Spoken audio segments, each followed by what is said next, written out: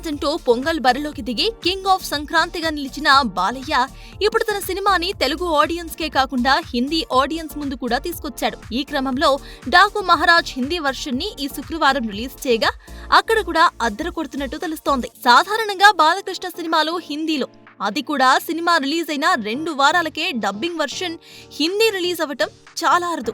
అయితే అఖండ cinema dubbing version YouTube లో record views రాబట్టడంతో ప్రస్తుతం తెరకెక్కుతున్న అఖండ 2ని డైరెక్ట్ పాన్ ఇండియా రిలీజ్ కి ప్లాన్ చేస్తున్నారు మేకర్స్. దానికి ముందు శాంపుల్ గా డాకు మహారాజ్ సినిమాను హిందీ వర్షన్ రిలీజ్ చేశారన్నమాట. సో తెలుగులో సినిమా సక్సెస్ అవ్వగా హిందీ రిలీజ్ కి డిమాండ్ పెరిగింది. సో కమర్షియల్ లెక్కలు ఏమీ లేకుండానే ఎంత వచ్చినా లాభమేనన్నమాట. ఇక సితారా ఎంటర్టైన్మెంట్స్ బ్యానర్ లో సూర్యదేవర నాగవంశీ నిర్మించిన ఈ సినిమాలో శ్రద్ధా శ్రీనాథ్, ప్రగ్యా జైస్వాల్ నటించిన సంగతి తెలిసిందే. ఇక బాలీవుడ్ భామ ఊర్వశీ రౌతేలా కూడా ఈ సినిమాలో నటించింది కాబట్టి హిందీ ఆడియన్స్ కు అదొక స్పెషల్ క్రేజ్ అని చెప్పవచ్చు. ఏది ఏమైనా మన బాలయ్య మెల్లిమెల్లిగా నేషనల్ వైడ్ గా క్రేజ్ కొట్టడంలో డాకు మహారాజ్ పాత్ర గట్టిగానే ఉన్నట్టు కనిపిస్తోంది.